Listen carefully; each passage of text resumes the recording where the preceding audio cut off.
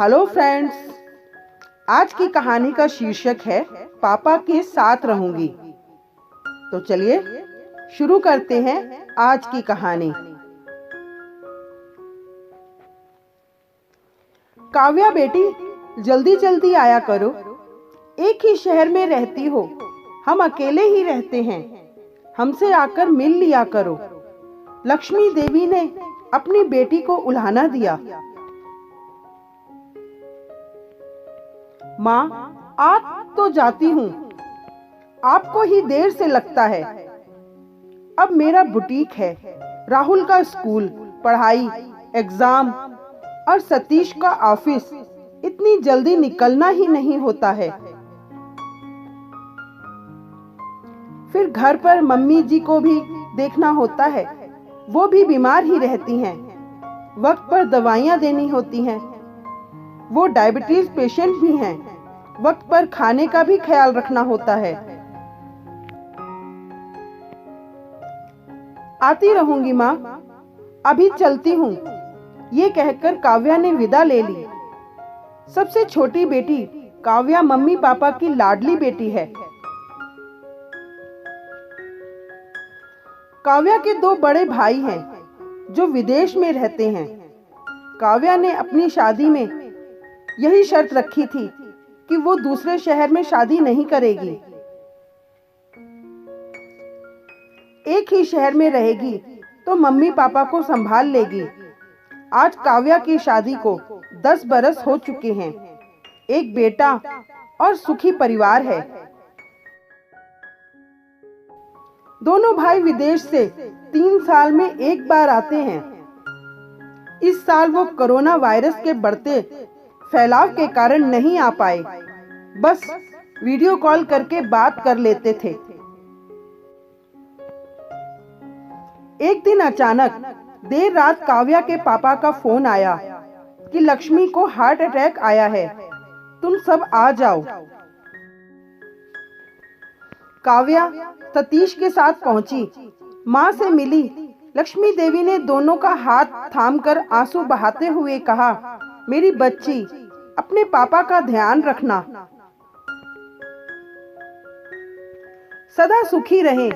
ये कहकर लक्ष्मी देवी ने हमेशा के लिए आंखें मूंद ली। एक चीख और फिर शांति। काव्या जड़वत हो गई। मुश्किल से सतीश ने ये कहकर संभाला, तुम्हें पापा का ध्यान रखना है। समाज के लोग और रिश्तेदार आ चुके थे।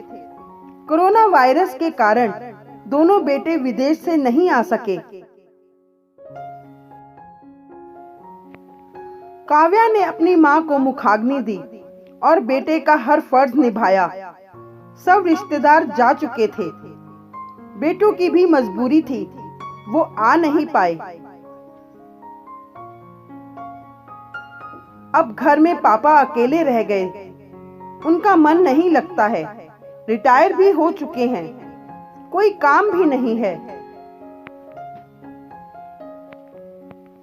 सतीश, मैं पापा को लेकर परेशान रहती हूँ।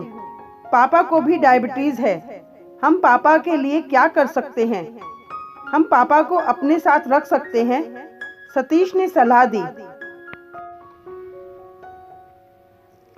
पापा, आप घर बंद कर दीजिए और हमारे साथ चलकर रहिए। राहुल से आपका मन भी लगा रहेगा। यहाँ अकेले रहते हैं, वक्त पर आपको खाना भी नहीं मिलता है। मैं यहाँ पर ठीक हूँ। शारदा मेड सुबह आकर खाना बनाकर रख जाती है, मैं खा लेता हूँ। काव्या, तुम परेशान मत हो, अपना घर और बुटीक संभालो। काव्या ये सब सुनकर चुप हो गई, पर उसके दिमाग में खलबली ही चलती रहती थी। एक दिन शारदा का फोन आया कि काव्या दीदी, आप जल्दी आ जाइए, पापा जी बेहोश हो गए हैं। यह सुनकर काव्या के होश उड़ गए। घर एक ही शहर में था, पर आने में आधा घंटा लग गया। रास्ते के ट्रैफिक ने मुश्किलें और बढ़ा दी थी। जैसे तैसे पापा को अस्पताल पहुंचाया। वहां इलाज चला। उनका शुगर लेवल बढ़ गया था। काव्या बहुत परेशान थी। वो पापा को इस हालत में छोड़ना नहीं चाहती थी। उसने निर्णय लिया कि वो पापा के साथ ही रहेगी। पर बहू, समाज, लोग क्या कहेंगे? सास ने समझाया, कुछ नहीं कहेंगे। लोगों का काम तो है बातें बनाना, वो बनाते रहेंगे। दोनों भाइयों की मजबूरी है। वो इस महामारी में भारत नहीं आ सकते हैं। पापा हमारे घर आकर नहीं रह सकते तो क्या हुआ? हम सब पापा के घर जाकर रह लेंगे। पापा के घर के ऊपर की मंजिल खाली पड़ी है। हम वहां रह लेंगे और पापा को वक्त पर खाना, दवाई भी दे देंगे। राहुल को स्कूल बस लेने यहाँ भी आ जाएगी। सतीश भी अपने ऑफिस जाते रहेंगे। मम्मी जी, आप बताएं, मैं सही कर रही हूँ? काव्या की सास ने सर पर प्यार से हाथ फेरते हुए कहा, हाँ काव्या, तुम सही कर रही हो। तुमने हमेशा मेरी सेवा मन से की है। मैं तुम्हें अपने पापा का ख्याल रखने से नहीं रोकूंगी। मम्मी जी, रही मेरे बुटीक की बात, तो वो तो यहाँ से भी चल जाएगा। काम तो कहीं से भी करो, ईमानदारी और सच्चाई से करो तो सफलता जरूर मिलती है। काव्या ने अपने भाइयों को अपने फैसले के बारे में बताया।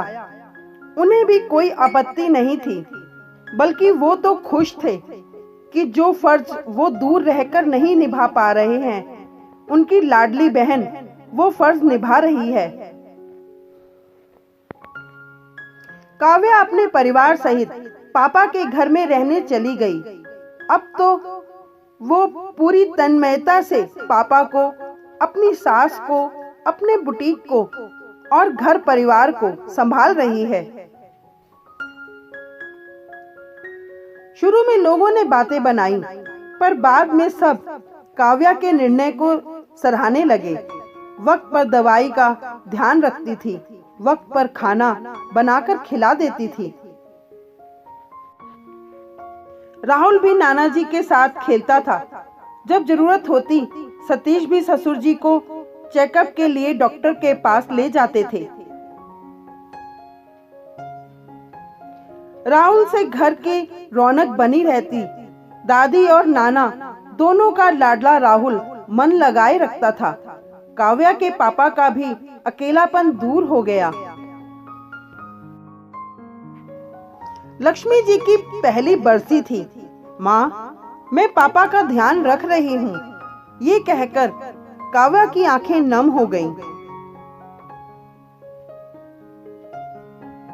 तो फ्रेंड्स, कैसी लगी ये कहानी आपको? यदि अच्छी लगी तो प्लीज लाइक कीजिए, सब्सक्राइब कीजिए, शेयर कीजिए, कमेंट कीजिए, बेल दबाना ना भूलिएगा, ताकि आने वाली कहानी की वीडियो की नोटिफिकेशन आपको मिलती रहे। Thank you.